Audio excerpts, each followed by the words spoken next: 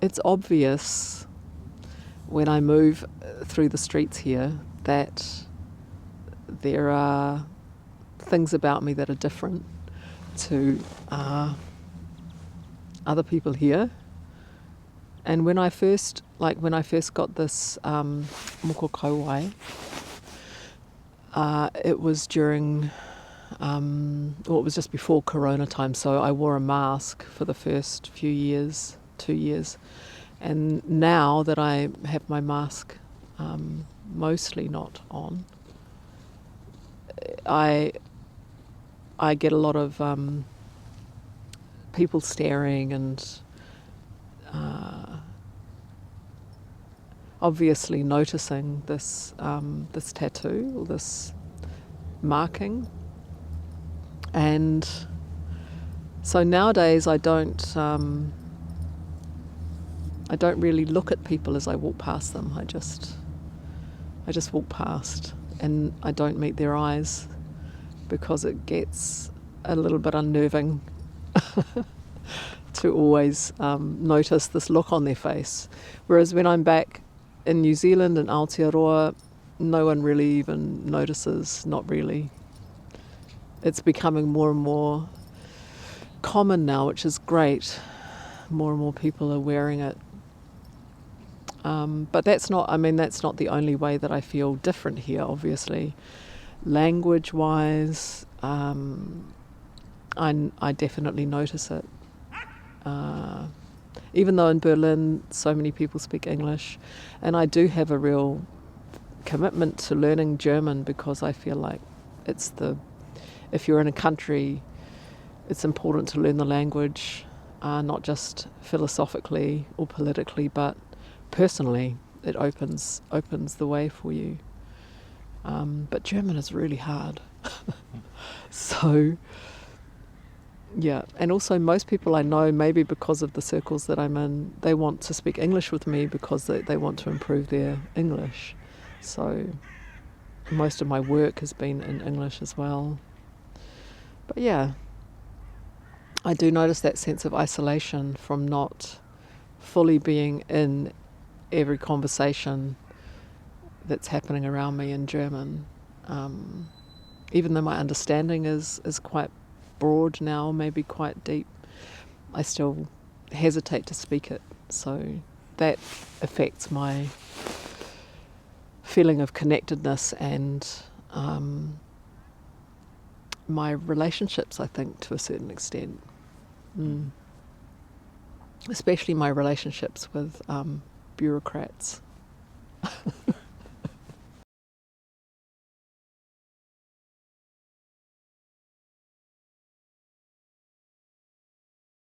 Well, Berlin has a reputation for being,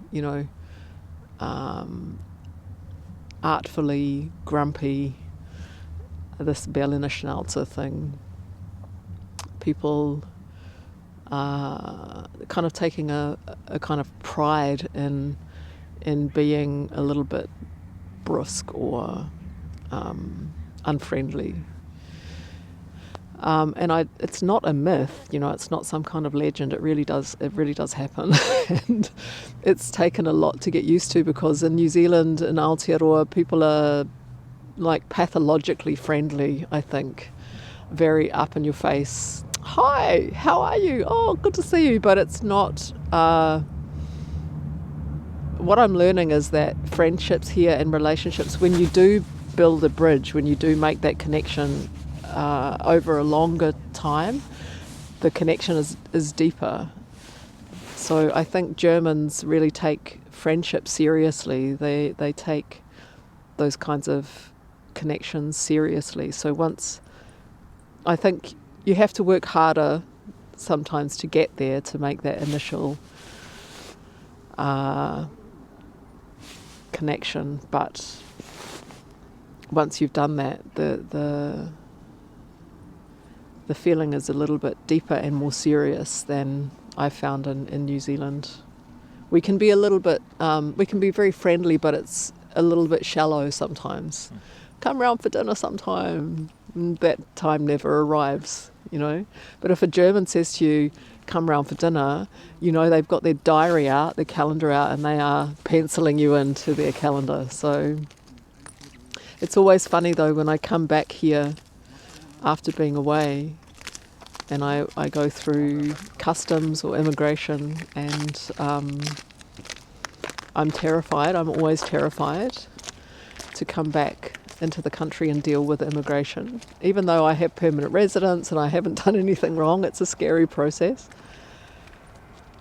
But when you go to New Zealand, honestly, people are like, oh, hi. Oh, you've been living in Germany. Oh, nice. What are you doing over there? Oh, that sounds good. Welcome home. It's just such a contrast. And sometimes in my time here when I've been feeling particularly lonely or disconnected, I would ring my bank, like the customer service of my bank in New Zealand, the BNZ, and which is not owned by New Zealand at all, actually. But I'd ring the Bank of New Zealand and just talk to the customer services people, like invent some kind of problem I'm having with my bank account so that I could just talk to someone who's just ridiculously friendly and really wanting to help, you know.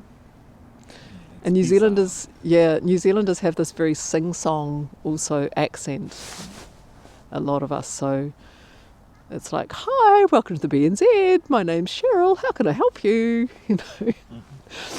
So yeah, I used to do that in the days when I first arrived and was feeling lonely.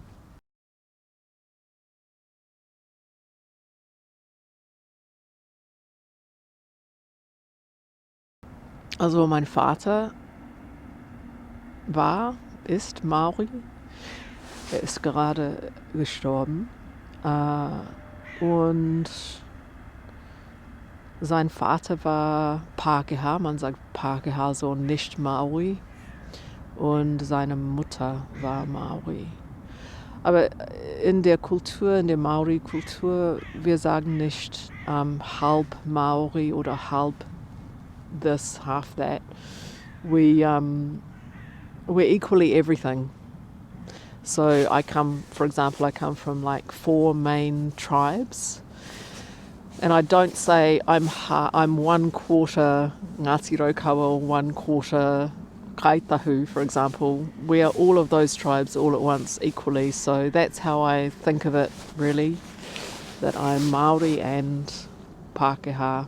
My ancestors come from those 4 tribes, and also from England and Australia and Germany. And I don't, this whole percentage, 50% this, 30% that, it's a very, actually quite a eugenics-based idea of heritage or ancestry, which is also mathematically impossible and ridiculous because we can't be half, full-blooded Maori. Blood doesn't work that way.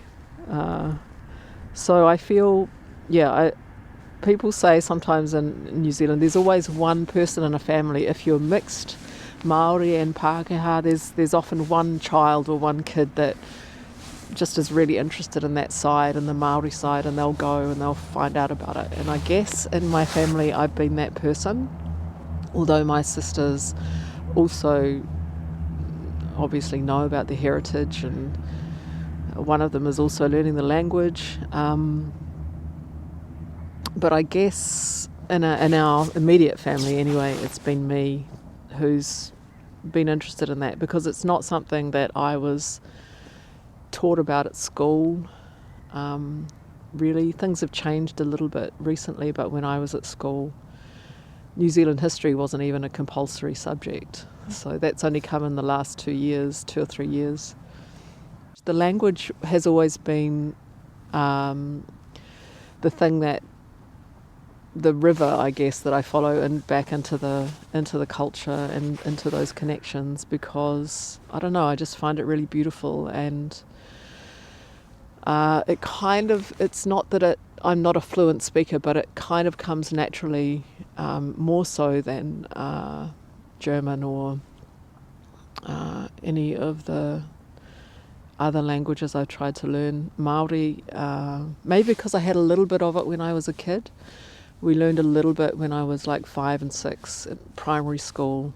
We had a teacher, Gwenda Paul, and she was not Māori, but she was married to a very well-known Māori leader, and she taught us songs, and she taught us a little bit of Māori when I was a kid. And I had some of it from my family as well, but mostly we are a family that lost the language, and we had a lot of broken connections in our family too. So this is not uncommon in Aotearoa, because of colonisation and all of the things it implies and continues to enact, I guess.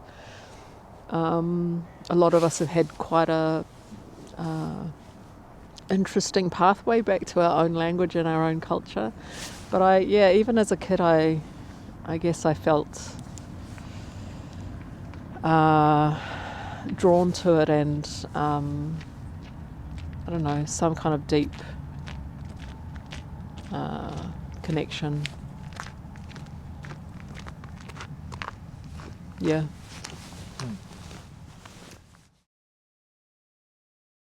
In Māori families, we are always very connected to our dead, those who've gone before us, and it's funny because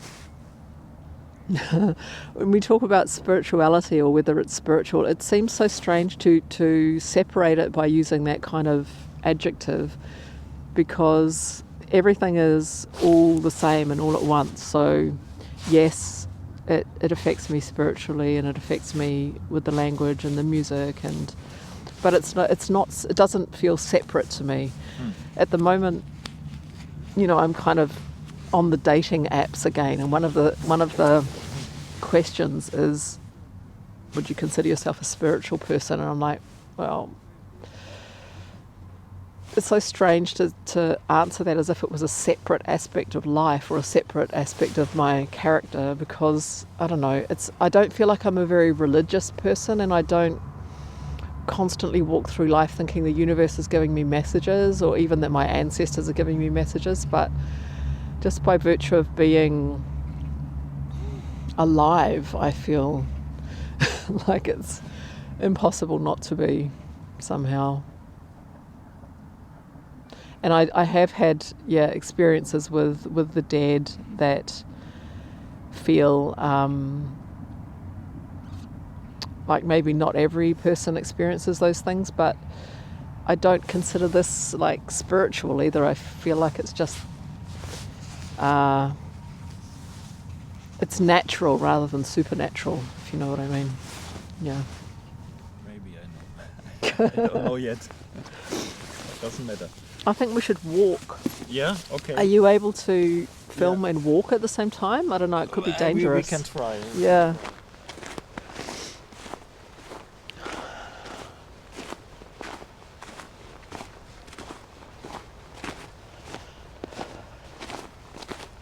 It's very cold, Jens.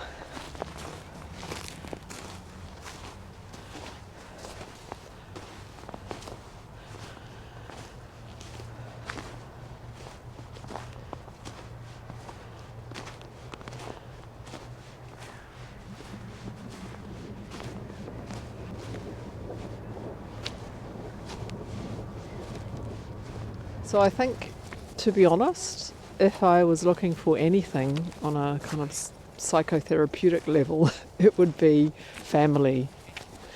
In the deeper sense of the word, I guess, in terms of belonging or feeling part of something reliable and stable. But this kind of situation isn't necessarily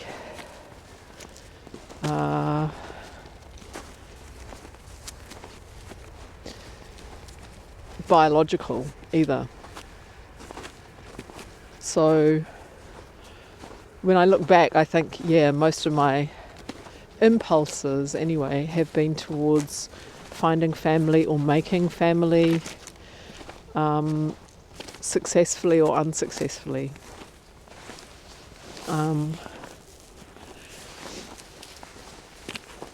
And I definitely don't feel I found that 100%. But nowadays I feel like I am questioning why I would want that anyway. Questioning what I think it means to have family or to be part of a family where most people's families are not terribly safe for them. Yeah. Don't fall over, Jens.